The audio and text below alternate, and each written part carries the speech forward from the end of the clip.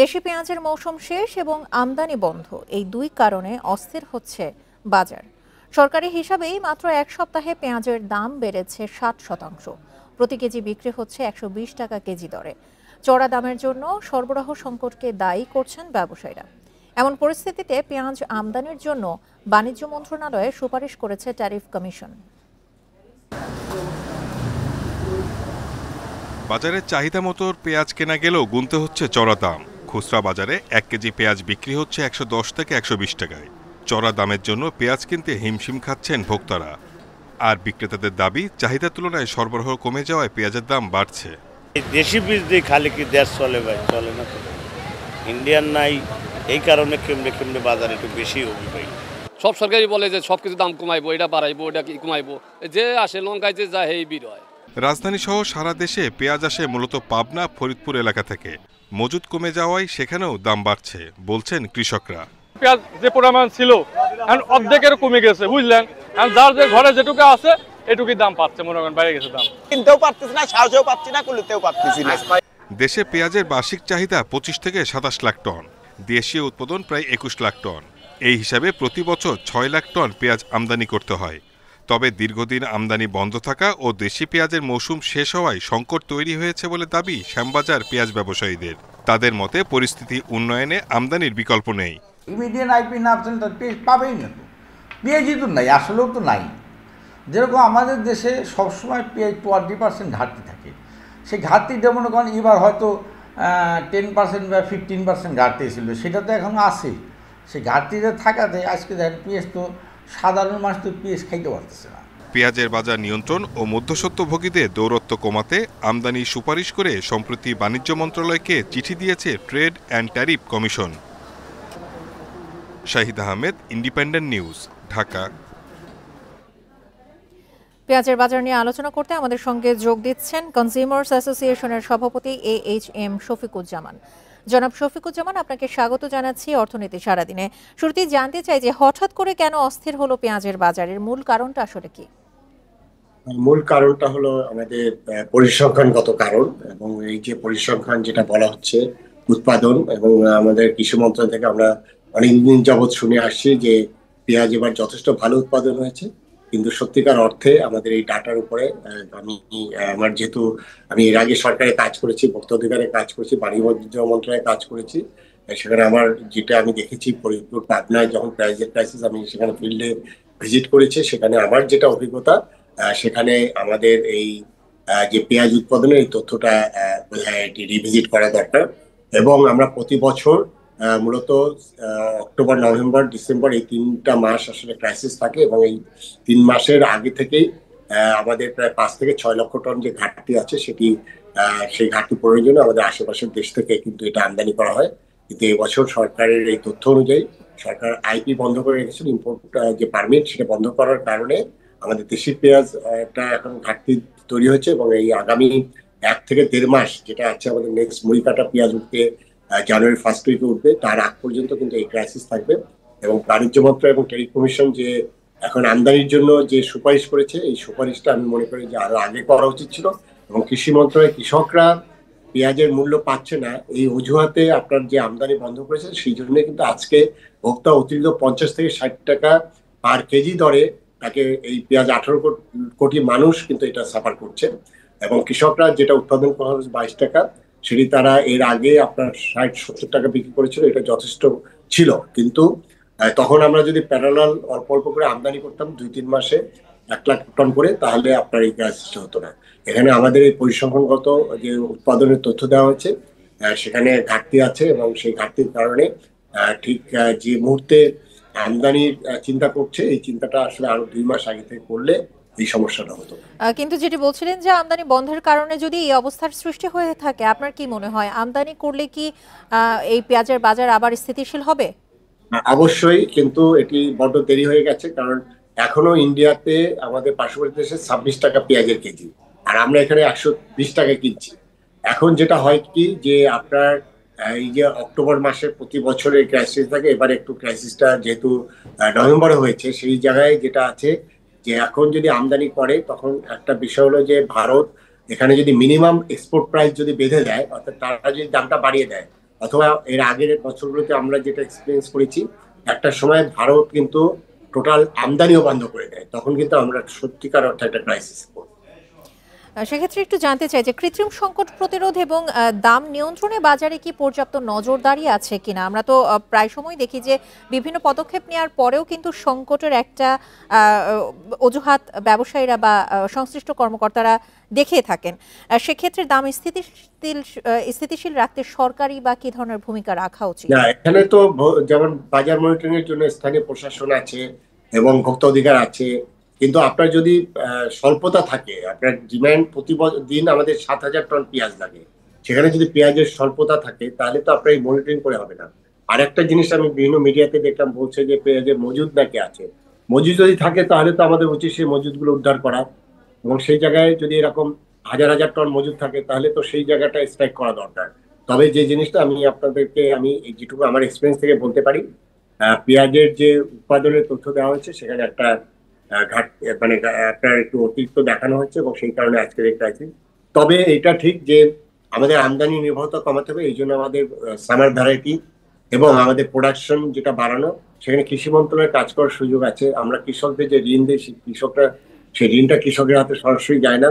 আমাদের সারের মূল্য তো 300 টাকা পার ব্যাগ কিনতে হয়। এই জায়গাগুলোতে কিন্তু আমরা উৎপাদন কস্ট আমরা কমাতে পারি, সেখানে আমাদের সবার মিলে কাজ করতে হবে। বিশেষ করে আপনার এখানে সিন্ডিকেটের কথা যেটা বলা হচ্ছে, এখানে হাজার হাজার লোক কিন্তু এটার সাথে জড়িত। সেখানে কিন্তু আপনার 3 জন না 5 জনের হাতে তো এটা নয়, সেখানে এই সিন্ডিকেটের যেটা বলা হচ্ছে সেটা কিন্তু অন্যদিকে ডাইভার্ট করে দেওয়া হচ্ছে। মূলত যে জিনিসটা হলো যে ব্যবসায়ীরা জানে যে পেঁয়াজের ঘাটতি আছে, এই জন্যই এই দামটা তারা বাড়িয়ে দিয়েছে। সেখানে আমাদের সাপ্লাইটাকে যদি আমরা বাড়াতে না পারি, বিশেষ করে ঠিক আমাদের এখানে যেটুকু পেঁয়াজ, এটা তো এখন শেষ সময়, কারণ পেঁয়াজ কিন্তু খুব বেশি হাতে নেই। সেখানে আমার মনে হয় যে প্যারালাল আমদানিটা এটা আরো একটু আগে সিদ্ধান্ত নেওয়া দরকার ছিল, কিন্তু আমি বলবো ইমিডিয়েটলি এটা সিদ্ধান্ত যদি না আসে 2-1 দিনের মধ্যে, তাহলে ক্রাইসিসটা আরো বাড়বে। জনাব AHM শফিকুজ্জামান, আপনাকে অসংখ্য ধন্যবাদ আমাদেরকে সময় দেবার জন্য। চলে যাচ্ছি পরের খবরে। দেশে বিদেশি পণ্যের প্যাটেন্ট ব্যবহারের অনুমতি না থাকায় এলডিসি উত্তোলনের পর ব্যবসায়ীদের খরচ বাড়বে।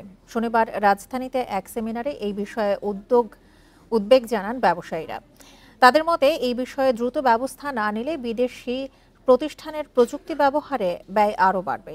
এ সময় নীতিগত সমস্যা সমাধানে সব পক্ষকে একসাথে কাজ করার আহ্বান জানান শিল্প সচিব। বর্তমানে বিদেশি কোনো কোম্পানির তৈরি করা পণ্যের ডিজাইন বিনা অনুমতিতে ব্যবহার করতে পারে বাংলাদেশ।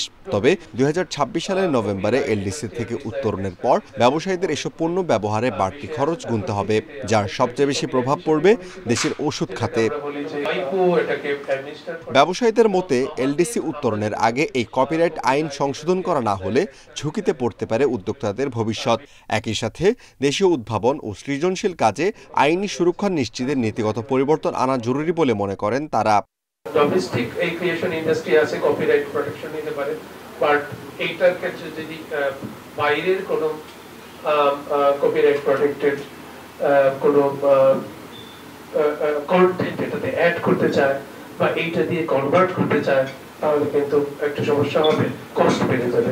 আফটার এলডিসি রেজুলেশন অবস্থাটা কি?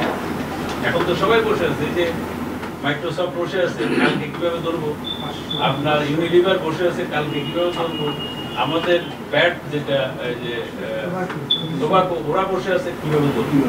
বক্তারা বলেন সরকারের প্রতিষ্ঠানগুলোতে এখনো উন্নত গবেষণা করার মতো সক্ষমতা নেই।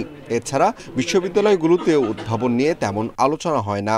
ওইটার প্যাটার্ন নিয়ে অনেক গোলমাল হয়েছে নিজেদের মধ্যে, সেটা আমরা মেটাতেই পারি না। কষ্ট করে করছে, ইকুইপমেন্ট ব্যবহার করছে, স্পেস ব্যবহার করছে প্রতিষ্ঠানের, সুতরাং তারাও লাভবান হবে এবং নেক্সট স্টেপে এই টাকা দিয়ে আরো গবেষণার কাজ হবে। সুতরাং এই পলিসিগুলো না থাকার কারণে আমরা কিন্তু মাইকে যাচ্ছি।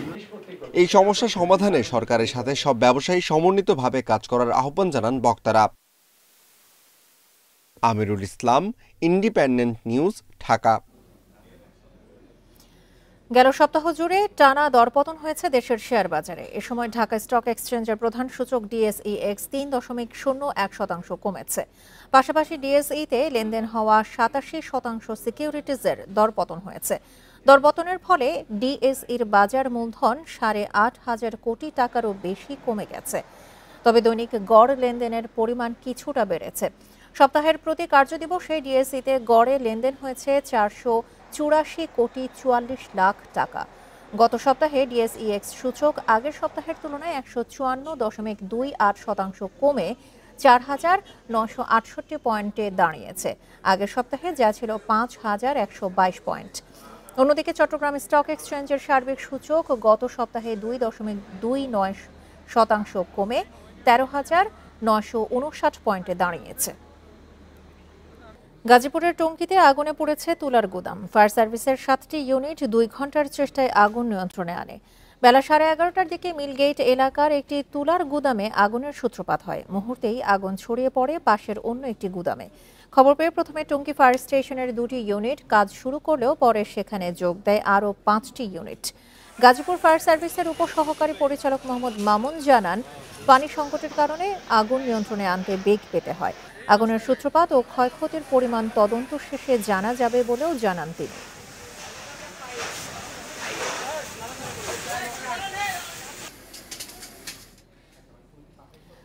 ছয় বছর থমকে থাকার পর আবারও গতি ফিরেছে বগুড়া সিরাজগঞ্জ ডুয়েল গেজ রেলপথ প্রকল্পে। ভূমি অধিগ্রহণের সরকারি বরাদ্দের পর শুরু হয়েছে অর্থ ছাড়ও। এবার দ্রুত গতিতে প্রকল্পের কাজ চালিয়ে নেওয়ার দাবি স্থানীয়দের। রেলপথটি চালু হলে ঢাকার সঙ্গে উত্তরাঞ্চলের দূরত্ব কমবে, বাঁচবে সময়। কৃষি ও শিল্পপণ্য পরিবহনেও আসবে গতি।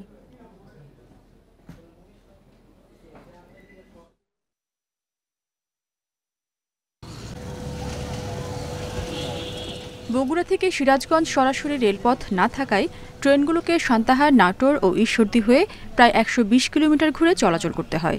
স্থানীয়দের দীর্ঘদিনের দাবিতে 2018 সালে একনেকে অনুমোদন পায় বগুড়া সিরাজগঞ্জ নির্মাণ প্রকল্প। তবে নানা জটিলতায় মাঝপথে বন্ধ হয়ে যায়।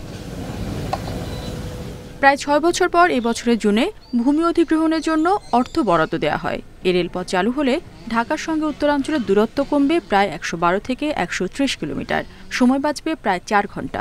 কৃষি ও শিল্পপণ্য পরিবহনেও গতি আসবে বলছেন স্থানীয়রা।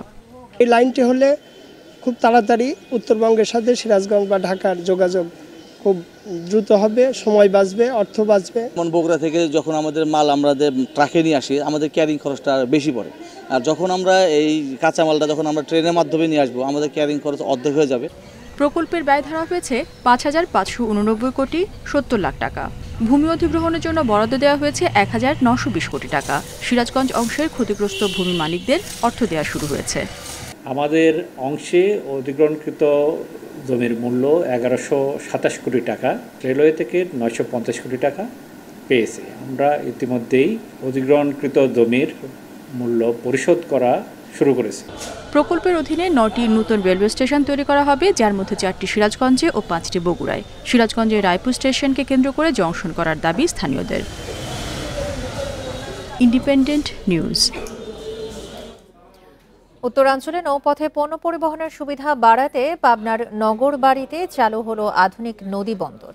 শনিবার সকালে আধুনিক টার্মিনাল কমপ্লেক্সের উদ্বোধন করেন নৌ পরিবহন উপদেষ্টা এম সাখাওয়াত হোসেন। এ সময় তিনি বলেন, এই বন্দর চালু হওয়ায় পণ্য খালাসে গতি বাড়বে অন্তত 10 গুণ। সেই সঙ্গে সরকারের রাজস্ব আয়ের পাশাপাশি বাড়বে কর্মসংস্থান। উত্তরাঞ্চলের অন্যতম প্রবেশদ্বার পাবনার নগরবাড়িতে চালু হলো আধুনিক নদী বন্দর। চট্টগ্রাম ও মোংলা বন্দর থেকে পণ্যবাহী জাহাজ আমদানির পর উত্তরাঞ্চলের 16 জেলায় কয়লা, সার, পাথর সহ বিভিন্ন পণ্য সরবরাহ করেন ব্যবসায়ীরা। এটি চালু হয় প্রাণ ফিরেছে এ নৌ রুটে। পণ্য পরিবহনে রাজধানীর সাথে সড়কপথে দূরত্ব কমেছে প্রায় 80 কিলোমিটার। যমুনা সেতুর উপরও কমবে চাপ। কম খরচে সহজেই নদীপথে সার, কয়লা, সিমেন্ট, পাথর সহ অন্যান্য পণ্য আনা নেওয়া যাবে। তবে নাব্যতা ঠিক রাখাই এই নদীবন্দরের প্রধান চ্যালেঞ্জ। নাব্যতাটা ঠিক রাখা। আপনারা জানেন যে নগরবাড়ি পর্যন্ত ক্লাস 1 রিভার রুট 4 মিটার গভীরতা, 3.9 মিটার বা 4 মিটার গভীরতা আমরা সবসময় মেনটেন করি এবং ইনশাল্লাহ আমরা এটা করব যত চ্যালেঞ্জই আসুক না কেন। তবে বৃহৎ বৃহৎ নদী বন্দরগুলোকে যেগুলো নাকি সমুদ্র বন্দরের সাথে যুক্ত করেছে, সেগুলোকে আমরা নতুনভাবে ক্লাসিফাই করেছি 1 সিয়েরা 1 স্পেশাল হিসাবে। এই বন্দরের পণ্য খালাসে ব্যবহার করা হচ্ছে আধুনিক যন্ত্রপাতি। এতে জাহাজ থেকে পণ্য খালাসের গতি বেড়েছে কয়েক গুণ। বর্তমানে প্রতিদিন পণ্য খালাস হচ্ছে 2000 টন। বন্দরটি পুরোপুরি চালু হলে অন্তত 20,000 টন পণ্য খালাস করা যাবে। এতে রাজস্ব আয় বাড়ার পাশাপাশি স্থানীয় পর্যায়ে কর্মসংস্থান বাড়বে। পোর্টটি অলমোস্ট এই বন্দরটি একটা ছোটোখাটো নদী বন্দর নয়, ছোটোখাটো সমুদ্র বন্দরের মতো দেখতে যেন হয়। কারণ আজকাল যে মডার্ন ইকুইপমেন্টগুলো আসে, সেই মডার্ন ইকুইপমেন্টগুলো কেনা আমাদের পক্ষে সম্ভব না। আমি বিআইডব্লিউটি এর চেয়ারম্যানকে রিকোয়েস্ট করব, আমরা হয়তো চলে যাব, কিন্তু পরিকল্পনা করে যেতে যে গেটে ডিজিটাল ব্যবস্থা যেন হয়। নদীবন্দর নির্মাণে 2018 সালে প্রায় 557 কোটি টাকা ব্যয়ে যমুনা নদীর পাড়ে 36 একর জায়গা জুড়ে কাজ শুরু করে সরকার। সংশ্লিষ্টরা বলছেন, এই নদীবন্দর চালু হয় বছরে 36 কোটি লিটার ডিজেল সাশ্রয় হবে। আর এ বন্দরে বছরে পণ্য ওঠানামা করবে 99 লাখ মেট্রিক টন। আল আমিন হোসেন, ইন্ডিপেন্ডেন্ট নিউজ, বেড়া, পাবনা। এছাড়া আজকের মতো অর্থনীতি সারাদিনে। এছাড়া ইন্ডিপেন্ডেন্ট টেলিভিশনের সব খবর আরও বিস্তারিত জানতে চোখ রাখুন ফেসবুক, ইউটিউব এবং এক্সে। এতক্ষণ সাথে থাকার জন্য ধন্যবাদ সবাইকে। আমন্ত্রণ পরের আয়োজনে।